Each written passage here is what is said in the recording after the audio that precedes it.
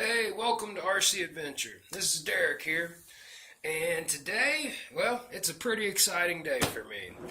So today, the ET115 version 2 has arrived, and what we're going to do is we're going to go over what you get in the package, so stick around.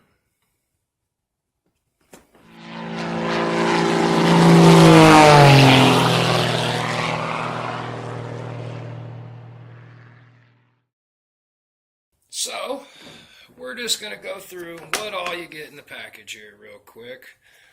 So obviously you're going to get the quad, and it comes with the gray canopy already on it. And it's got the white plastic ABS rings, which I'm hoping them are going to be pretty durable. It feels pretty stiff. And get some canopies. I may end up playing around with the canopies. I'm pretty happy with the up tilt. So these little canopies, these elongated ones, they give you about 30 degrees of up tilt on the camera.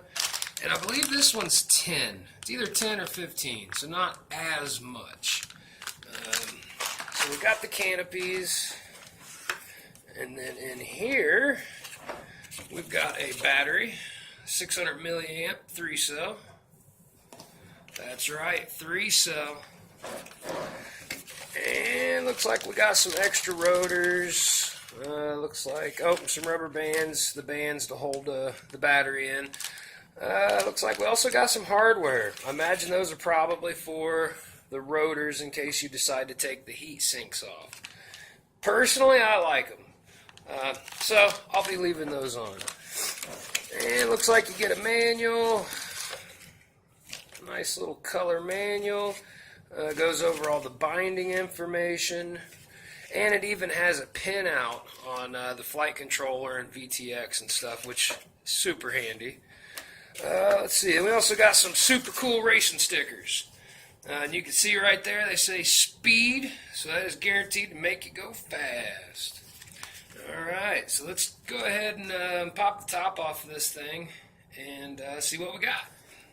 Now, to get the top off, which you are going to have to remove the top to bind this up, at least with the Spectrum. I don't know about the other protocols and how to bind those, but the Spectrum, you will have to take this canopy off. Super easy.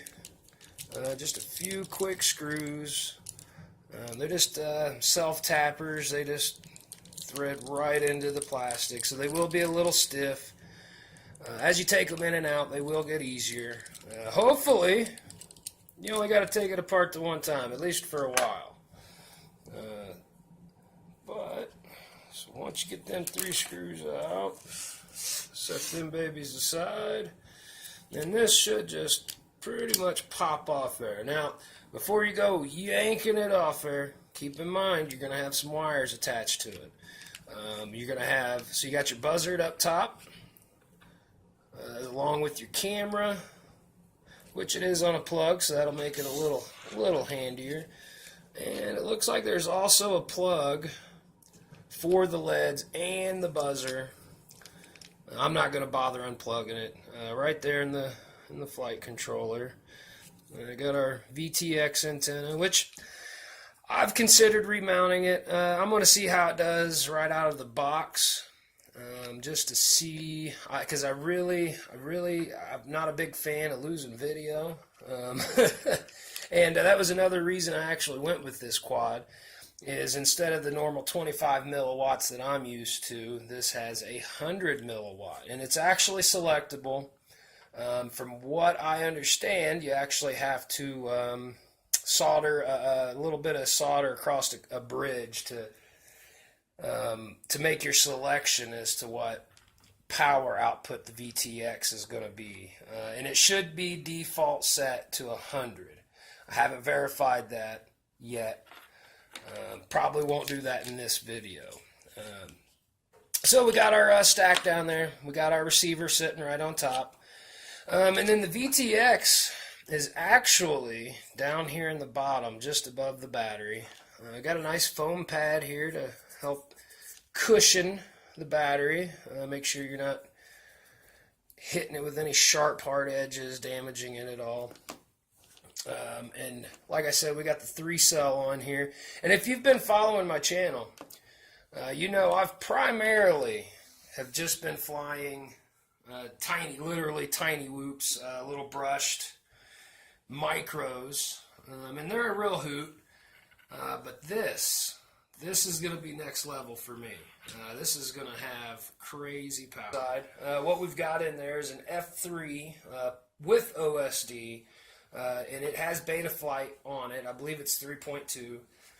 So you can go in and set up your on-screen display. Super handy. We've got a 4-in-1 12-amp BL Heli speed controller.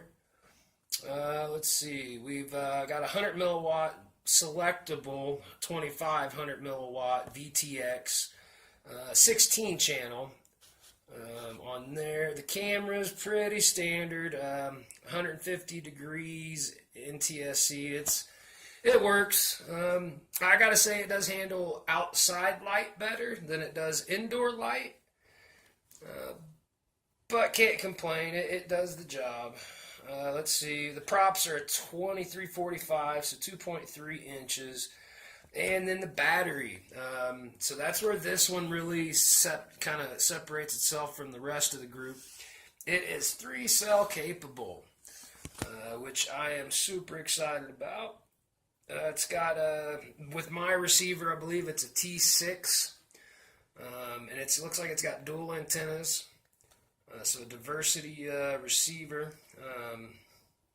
and then the motors, which is what make the thing capable of handling the 3 cells. It has the lower kilovolt motors, so it's not going to pull quite as many amps or put quite the load on the electronics at 3 cells with the lower kilovolt. But that pretty much covers the specs, guys. And also want to note, if you're new to the hobby and you're having trouble getting the thing set up, there is a handy, super clear, easy to read how-to on setting up the firmware, or excuse me, setting up Betaflight, getting it all set up, so that way you can get this thing in the air, which is super handy if you're new to the hobby.